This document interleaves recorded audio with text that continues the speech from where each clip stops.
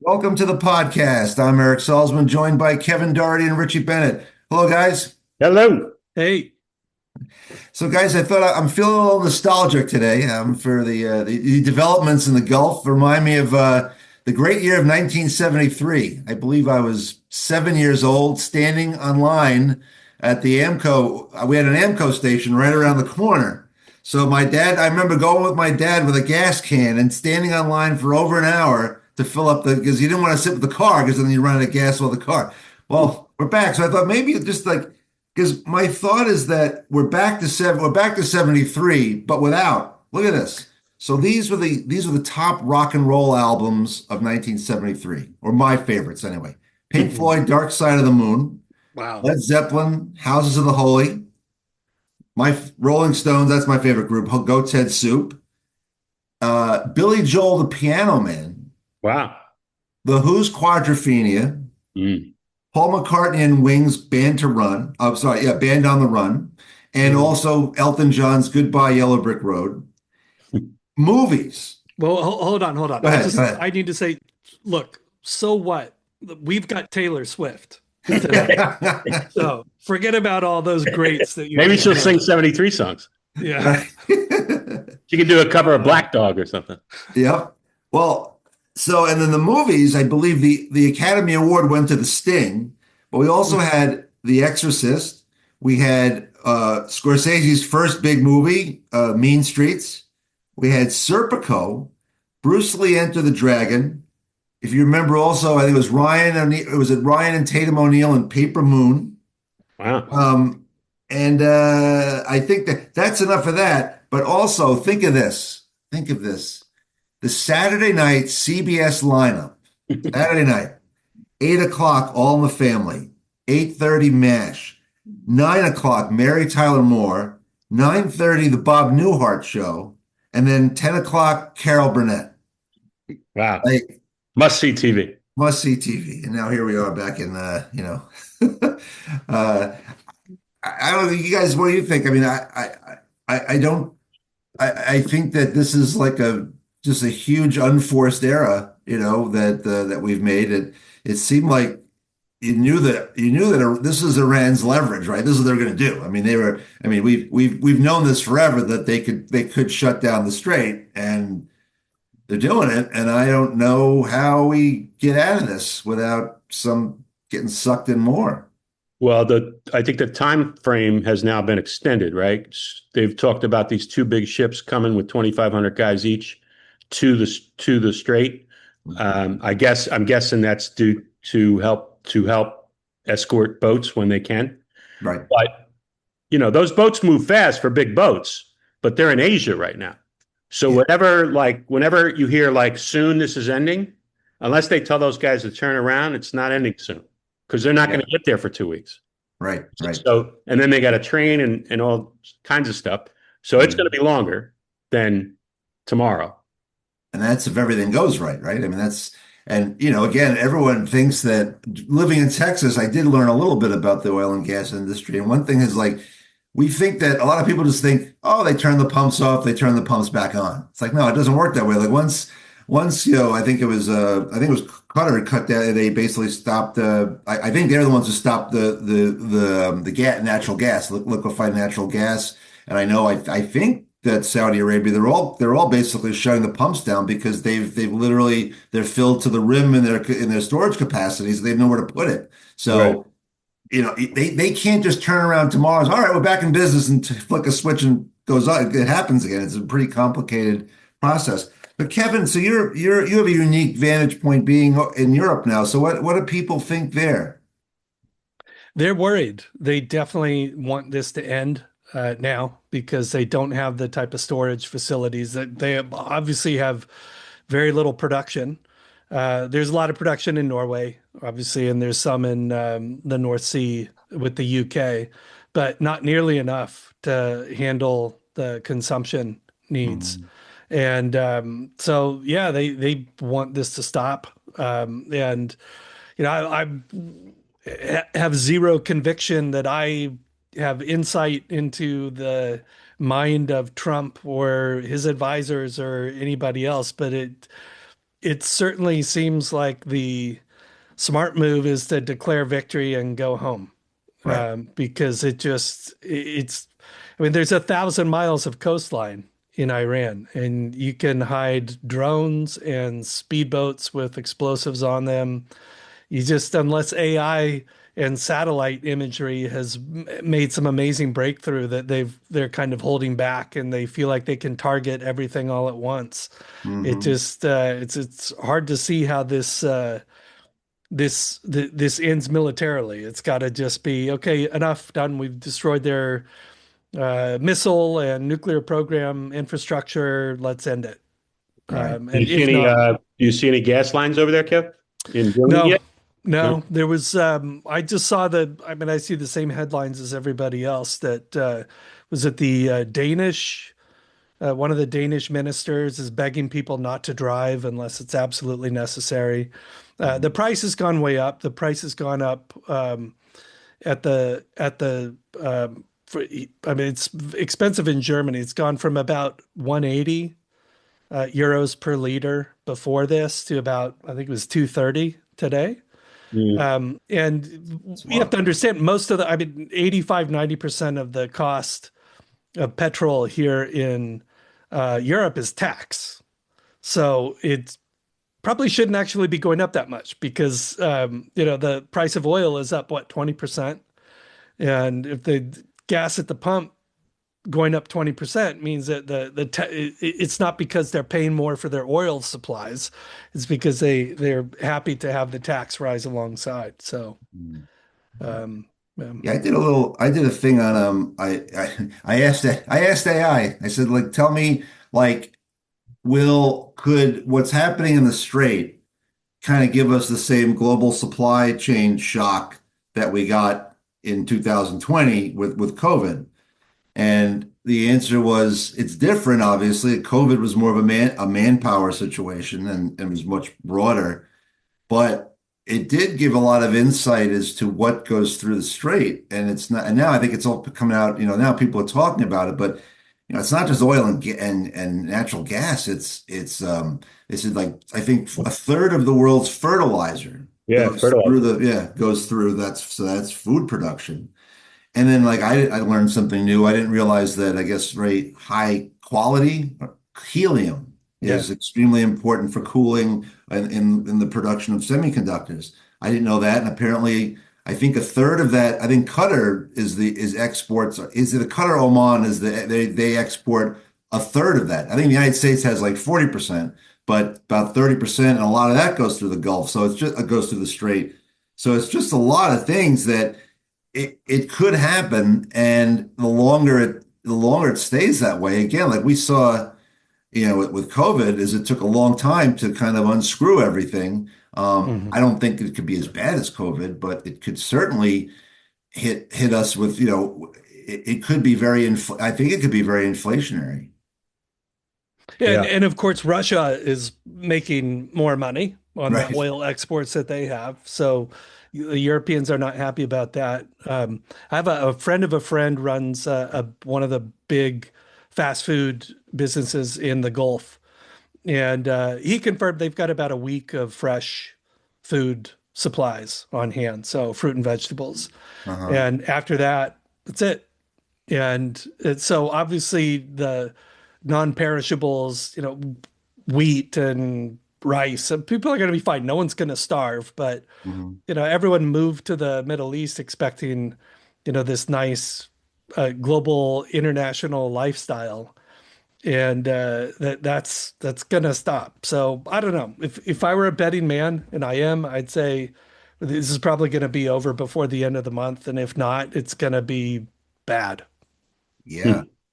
Now, the other thing is, and then we'll get Richie, we're going to task you with where do we hide and with regards to investing. So while you're thinking of that, um, the other thing is like there's three sides in this war. There's Iran, and then there's us, but there's also Israel. And they said Israel has different objectives than the United States does.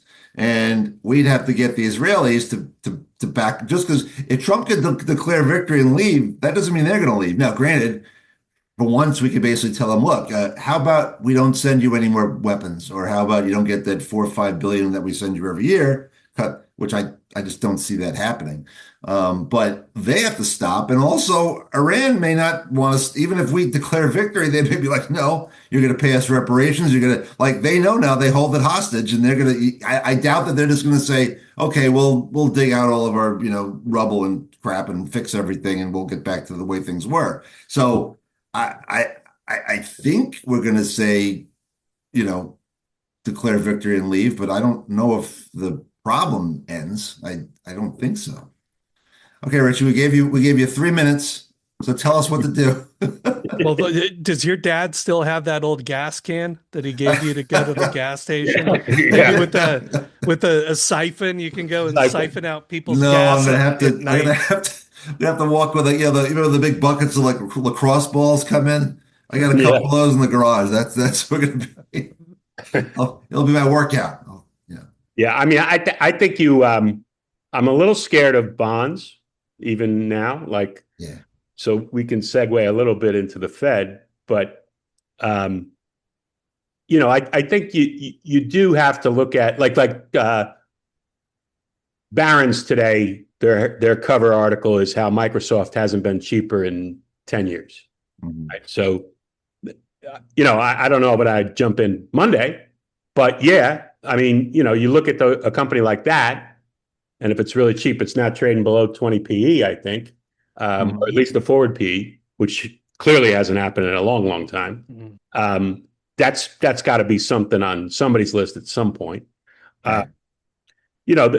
I still think, commodities stay high no matter what happens here. Like, they might fluctuate, not just oil. I'm talking about gold, silver, copper, things like that. I think that's a good place. I still don't like, as a value guy, I don't like, even some of these tech stocks have sold off, obviously, but they're still at sky high. Talking before this war, the measurements of earnings, price to earnings, what have you, any way you want to measure it, stock market was pretty fully priced in. Let's put it that way. Now, if you look at some of these companies, they've gotten destroyed off their highs, just in the last, and prior to this skirmish. So you have some of these companies that are like 30-40% off their highs that are decent companies.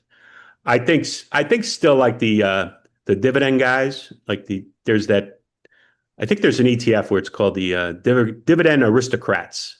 Mm-hmm. These are companies that have paid dividends for at least 25 years. I think they've raised their dividend at least 25 years. There's not many of them left, but that's a good place to hide usually. Like just, but don't try to swing for the fences. I wouldn't, I understand like, and obviously there's not earnings, but Monday is NVIDIA's big, Super Bowl. They're having their conference, and Motorcycle Man is speaking in the afternoon. So if he says something funny, he's going to be rah-rah, of course. But if he answers questions and somebody gives him a good one, and it's not good, that it's 6% of the market, I think, right? That's that one stop. So that could be no bueno too. So what saved me is my biggest holding is individual holding is Shell. I have Shell and BP. So and I call it big oil and big war because my other one's Raytheon. That does pretty well when these things happen. Yeah. But the main reason I always wanted to own Shell and BP is I know at times their trading desks make more money than production and exploration.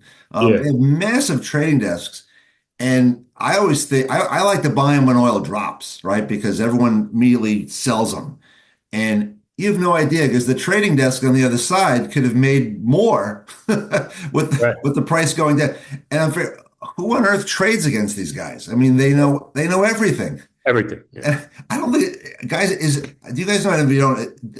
Is there any regulation around that trading desk? Like, is it like the CFTC, or can somebody are there Chinese walls that exist between the trading desk? No, I always thought the commodities thing was a big Wild West. Yeah. Like people hear rumors, whatever, that thing was always the commodities were always the quickest to move, Yeah. in the, Yeah, and the big desks are in Europe. They're in Switzerland, like Glencore and those guys. So they're beyond jurisdiction. Mhm. And Kevin, so crypto, so Bitcoin, I know there's not a lot to talk about, but Bitcoin's actually held in, which I was wondering because when it first started, I'm like, oh God, it's going to go to 50. Yeah, yeah. You think it's There was a guys like lot of fear defending about their that. positions? Yeah, there was a lot of fear. Everyone was thinking the same as you, quite Mhm. honestly, because it's performed so poorly in the last few months. But it has held in well. It's up about Bitcoin is up it was about 70,000 and change Mhm. as we're speaking, and it was basically 66,000 right when the bomb started dropping. And it dropped immediately, but it only dropped to around 63. So that wasn't that big. And then Right. it's been up and it's been down. I think crypto is basically a sideshow right now until the rest of this gets resolved. No one's going to put big money in, but there are signs and signals showing bottoming signals that Mhm. various metrics, financial metrics and activity metrics, at least for Bitcoin, are looking positive. But I wouldn't do anything here until there's clarity on how this Iran situation is going to uh, end, Right. not just evolve, but end. So, yeah. I was wondering, Kevin, do you think like in a time like this with Bitcoin, with obviously the negative, the negative price action that's been had, got over the last few months, you think big guys come in and kind of defend the position by buying, just like to keep it, or is it just not a lot of flow? Or is it just not a lot of flows going on? Right? I think there's not a lot of flows and there's kind of seller's exhaustion. Some Mhm. of the big Bitcoin miners have been big sellers in the last few months. They're kind of pivoting towards being AI data centers rather than Bitcoin mining centers. And so, yeah, I think I wouldn't have any faith in some big Bitcoin whale stepping in and deciding to defend these levels. I think it's adrift in the market right now, which is frankly a good thing. I mean, that's you want to see the market actually set the price and not a couple of whales coming in and pushing it around. Gotcha. Richie? yeah. So we've had some Fed news this week, despite bombs and all the other stuff. Jim Boasberg, the judge in D.C., um, shot down the subpoenas for the Department of Justice going against Mr. Powell at the Fed. So that's a big blow to the administration because now they basically can't try to pin him on criminal charges. I did hear too that I guess they met. There was like a meeting of some sort. I don't know if it was in person or what. And I think the first thing Powell said was, "Yeah, I'm done with the chairmanship in May, but my term goes till 2028, and I'm staying. Have a nice day with that. I'm not going anywhere." And I think what's funny is he probably was going to quit. Yeah. Now he's pissed, and he's like, "I'm not quitting." Right? So you have a new guy coming in, Kevin Warsh, if he gets confirmed, which will be in May. But how in the hell does he lower rates? He can't. If oil's at 100, right? So this is my angle. I was telling you guys before, like I had a funny angle. I thought of something. If he actually lowers rates with oil at close in and around 100, I think the market goes down. Like I think it's like, oh, he eased. That's great. Everything's good. And like I think people are going to be like, he should not be easing right now. There's going to be like stagflation now. So I think you got to be careful what you wish for. I'd love to hear him. I mean, he's not saying anything right now. He's staying low, but Right. like I'd love to hear somebody ask him, like, dude, oil's at 100, bro. You're gonna cut rates? Why? How come? Because this thing's gonna end soon. Now, again, if it does end and things go down and oil goes down and people feel better and all that jazz, that's great. But they said that that's the biggest thing for consumers, which drives 70% of this country's GDP. is the gas signs. Like you go to the store, right? You go to the grocery store, you're like, ah, damn it, like my pretzels went up a dime, like, but you still buy them, right? Maybe not the meat. The meat's gone up a lot, right? Yeah. And when eggs were high, now that's been settled, but eggs were high, people stopped buying eggs. But they say that like the lasting impression of people driving by the gas station and seeing that number, like here, it was $3 one day and it was 380 the next. Like it was like, whoa. And that's a tax, right? Like that people, and I remember in the first Trump regime, like it got down to like $1.60, $1.70, $1.50, I think, at one point at my Costco. And he went on some rally, and the first thing he said, which was absolutely correct, how do you like your tax cuts? Referring to the oil, which is absolutely true. Like people don't care where they're getting their dough, right? Like, yeah, I got a nice refund from the IRS. No, it's like, oh, last week I paid $30 to fill up, and today I'm paying $50. Like that's Right. money that's gone. So I just don't see them. And if you notice in our wonderful prediction markets, Kalshi, Polymarket, the change has been drastic in terms of will the Fed cut 2 times? Will the Fed cut 1 time? Will the Fed cut at all in 2026? That thing is moving high. So like people are looking at that saying, yeah, he can't do anything. Like he really can't unless this oil is down. Yeah, I mean the 2-year, I can't remember which night. I think it was Wednesday night or Wednesday late afternoon. Oh, the 2-year, I think went to 375. It went up about 30 basis points in a couple of days, and the long end's been going up too. And so that's people got all excited a few weeks ago that mortgage rates actually broke through 6%. Right. And they're not through 6%. They may be going through 6% the other way to 7. Yeah. I was doing a little, kind of back of the envelope in just analysis, and I was looking at where TIPS, the inflation protected treasuries, Right. where their yield is, and they call that the real yield, right? The real yield is meaning that it adjusts for inflation. So that's kind of where the term premium comes in, and where, what your real return, if you buy that, what you want. And right now it's about 188.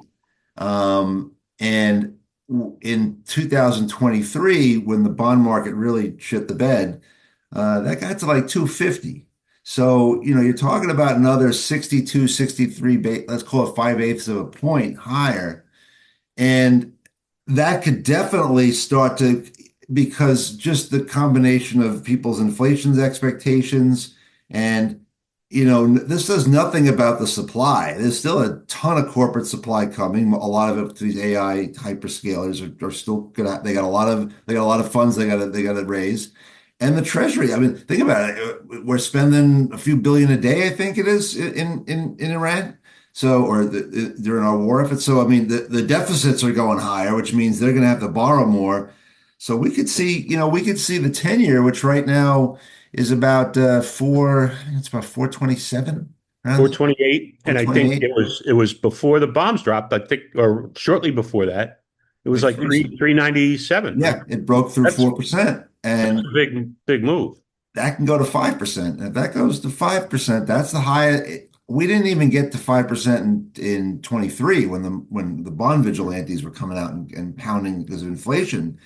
But if we go to 5%, you got mortgages are above 7. We can be. I mean, the highest they got was 8%. For brief, it was a few days, but I mean, high 7s again. That just completely. And then and we talked a little. We saw what the housing market. If you notice, the Senate passed the bill on Friday. I think it was a Thursday. This is the bill that one of the things they talk about is trying to get all the institutional landlords, Blackstone, trying to get them to not be able to buy homes. But the real culprit is people are locked into their 3% mortgage, and the rates are going the wrong way. Like if those rates need to go down to 4, not up to 8. And I think that's going to continue to be a problem. Yeah. And, the ripple effect, everybody kind of knows, but anytime there's a slowdown in housing, which has been a while now, new cars don't get purchased, new furniture doesn't get purchased. Right. People, it probably helps okay for like guys like Home Depot and Lowe's where people do it themselves, fix up their houses or whatever. Mhm. But all that ripple effect throughout the economy, stuck. So not a lot of good news this podcast, I have to say. Well, I will say though that even though I keep harping on that ticker, the RSP, the equal weighted S&P, that's down for the year, but just slightly. I think it might be flat, whereas the S&P is down 3 and the Nasdaq's down more. So if you're buying, an equal weighting of the S&P, you're not getting crushed. Right. You're just flat. So maybe that can spark something. But yeah, I think in the coming week, I think this NVIDIA thing is big. Like he's going to try the rah-rah like he always does. And they're fine, right? They have tons of dough, but any kind of chink in the armor gets people freaked out. Well, the good news is we've got March Madness coming up. That's true. And Big Dick's sports bets put money in people's pockets. There's a few months ago in football. To my left, there's 4 televisions going on right now as I'm watching the conference championships to study. You got the green eye shade. You got the green eye shade hat on. And as I'm looking at one of my favorite teams, the Florida Gators, who are trying to defend their national title from last year, they are currently losing 64-46 to Vanderbilt in the second round of the SEC tournament. So they may have a chink in their armor. Kevin, your team is UCLA, right? Yes. They had a good win last night. They beat Michigan State in the Big Ten tournament. They might be peaking somewhat, which is good. They have a colorful coach. Yes, he's good. And the Johnnies are... the one guy a couple of weeks ago gave a hard foul, his own guy, and he threw him into the locker room. The game was like 3 minutes to go, and he's like, "Yeah, we don't do that. Get out."